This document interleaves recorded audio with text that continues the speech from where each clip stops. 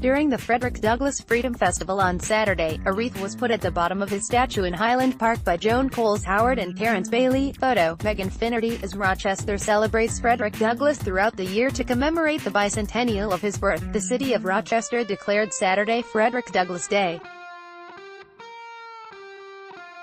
Community members lifted their voices in song under gray skies, while children sat by the statue of Frederick Douglass at Highland Park.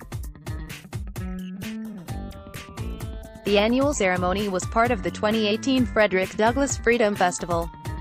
A wreath was laid at his statue during the ceremony that recognized Douglass' life and his impact on the world around us. For 25 years, the famed author, abolitionist and orator called Rochester home, and his grave is in Mount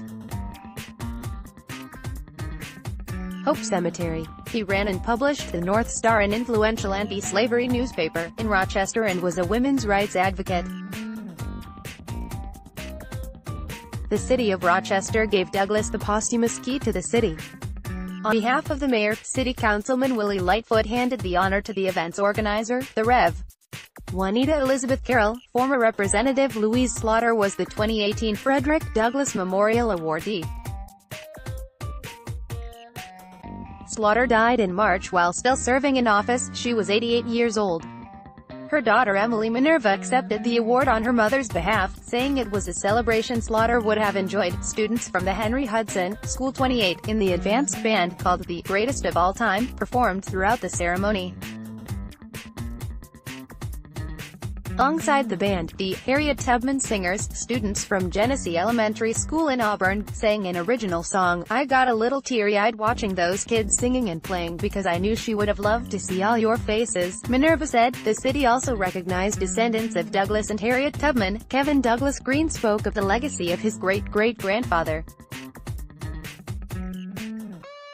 Education was the key to his plan. Green explained that because Douglass learned how to read and write, he was able to create a plan and pursue his goals, becoming an abolitionist, statesman and an advocate for women's right to vote. Frederick Douglass had an agenda that basically did not stop when he died, but was continued by the works of others, Green said.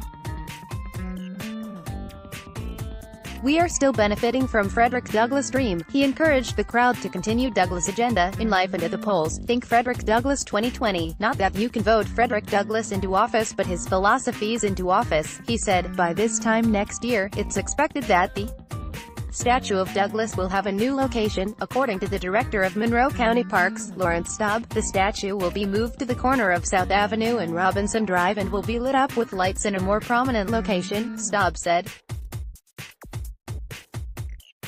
The statue will be moved but its orientation won't, keeping Douglass back to the south and his eyes to the north. The statue currently standing in Highland Park was sculpted by Sidney W. Edwards, with Douglass' son Charles serving as a model. It was unveiled in 1899 by then-Gov. Theodore Roosevelt, and stood on a 9-foot pedestal near the train station on Central Avenue. In 1941 it was moved to overlook Highland Bowl to escape the smog of the downtown train station.